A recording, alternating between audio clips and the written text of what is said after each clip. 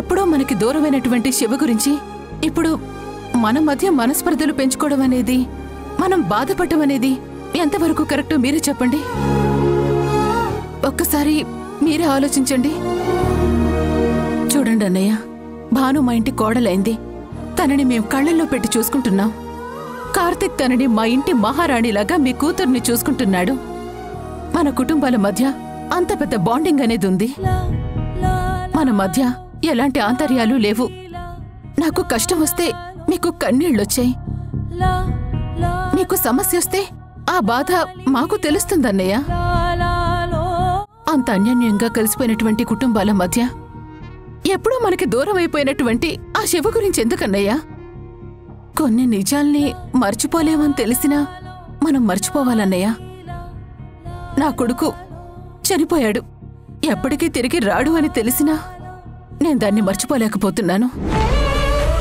అలా అని అదే బాధతో నేను బతకట్లేదు కదా, కానీ గుర్తొచ్చినప్పుడు మాత్రం నేను తట్టుకోలేకపోతున్నానన్నయ్య.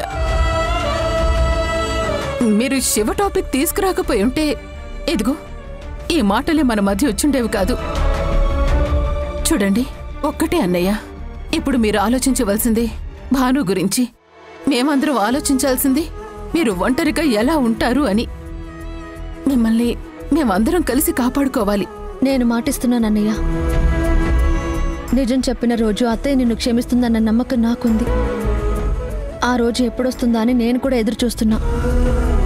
అమ్మ కంటే ఎక్కువ ప్రేమను చూపిస్తున్న చెల్లెమ్మ దొరకటం ఏదో జన్మలో చేసుకున్న పుణ్యం. ఏంట్రా అన్నా చెల్లెళ్ళిద్దరూ మీటింగ్ పెట్టారు? ఏముంటిదిరా, ఆడపిల్ల పుట్టింటికి వచ్చినప్పుడు తన మనసులో విషయాలు ఆ అన్నతో కానీ తండ్రితో కానీ చెప్పుకుంటుంది. నా చెల్లెమ్మ నాతో చెప్పుకుంటోంది, నేను నా చెల్లెమ్మకి చెప్పుకుంటున్నాను. మీ అన్న చెల్లెలు బానే మాట్లాడుకుంటున్నారు. ఇంకో అన్న చెల్లెలు ఉన్నారు కదా, వాళ్ళెక్కడున్నారు? ఇక్కడే ఉన్నారు కార్తీక్. అదిగో అక్కడ మాట్లాడుకుంటున్నారు. బాను, పదన్నయ్య.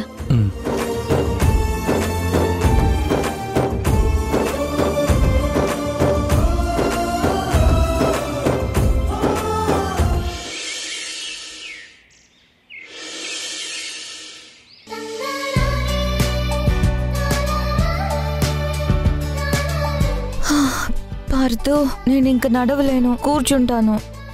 ప్లీజ్ చాంద్రి, నా కోసం ఇంకొక 10 నిమిషాలు నడు. ఎర్లీ మార్నింగ్ ఇలా బయట నడవడం వల్ల మంచి ఆక్సిజన్ వస్తుంది. ఆ సన్ రైజ్ నీ మీద పడుతున్నప్పుడు విటమిన్ డి కూడా వస్తుంది. ఇది లోపల పెరుగుతున్న బేబీకి మంచి బూస్టింగ్ ఇస్తుంది, డాక్టర్ గారు చెప్పారు కదా. అందుకే ప్లీజ్ నా కోసం కొంచెం నడు.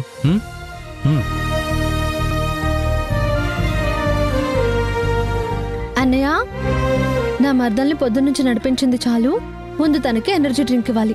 రా చాందిని.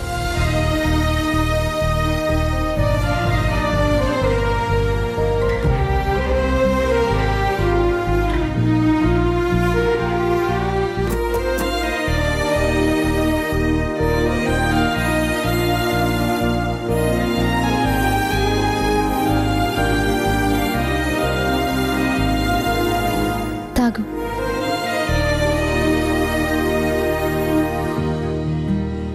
నేను ఇప్పుడే వస్తానన్నయ్య. అలాగే వెళ్ళమ్మా.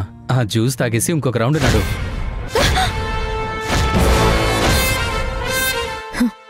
ఏయ్, ఎవరు నువ్వు? ఏంటి పిచ్చి పిచ్చిగా ఉందా? మా వారిని పిలిచారంటే నీ అంత చూస్తారు. నిన్ను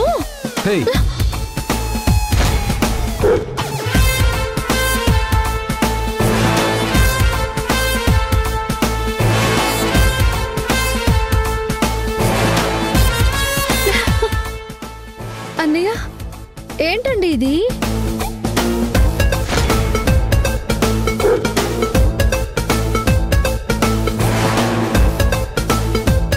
ఏంటి బాను, హెల్మెట్ పెట్టుకుంటే నువ్వు నన్ను కూడా గుర్తుపట్టవా?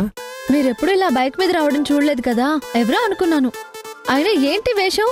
ఇది వేషం కాదు బాను, ప్రస్తుతం ఇదే ట్రెండ్. ఇప్పుడు మన ఇద్దరం లాంగ్ డ్రైవ్కి వెళ్తున్నాం, వెళ్దాం పదా. ఏంటి, ఇప్పుడు మనం బైక్ మీద వెళ్దామా? నాకు ఇంట్రెస్ట్ లేదు, మీరే వెళ్ళండి. ప్లాన్ చేసిందే నీ గురించి అయితే నువ్వు రానంటావేంటి? నువ్వు వచ్చి తీరాల్సిందే, వెళ్దాం పదా. కార్తీక్ అంతలా అడుగుతుంటే నువ్వు వెళ్ళంటావేంటమ్మా? వెళ్ళు. లేదన్నయ్య, నాకు ఇంట్లో చాలా పనుంది. అయినా అత్తయ్య వాళ్ళకి చెప్పకుండా ఇలా మేము బయటకు వెళ్ళడం ఏంటి? నాకు అలా నచ్చదు. నేను వెళ్ళనన్నయ్య. ఏంటి భాను, కార్తీక్ అంతలా అడుగుతుంటే రాను అంటున్నావు? కార్తీక్ ఈ డ్రైవ్ గురించి మాకు ముందే చెప్పాడు. అయినా తను హ్యాపీగా తీసుకువెళ్తాను అంటే ఆనందంగా వెళ్ళాలి, కానీ వెళ్ళను అంటావేంటి? వెళ్ళు భాను. చెప్పాను కదా నేను వెళ్ళనని. వెళ్ళను అంటే వెళ్ళను. అన్నయ్య, వదిన అలాగే అంటుంది, కానీ నువ్వు బైక్ స్టార్ట్ చేసుకొని రెడీగా ఉండు. వదిన్ని నేను 2 minutes లో రెడీ చేసి తీసుకొస్తాను. వదినా, రా. నువ్వు రా చెప్తాను. అయ్యో పద. అది కాదు.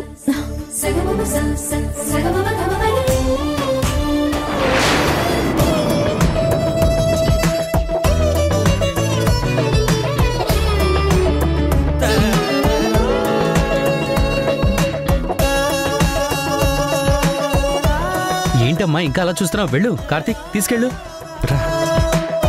వెళ్ళు. ఇదిగో, నువ్వు నాతో వస్తావా లేదా ఇంకెవరినైనా తీసుకెళ్ళమంటావా?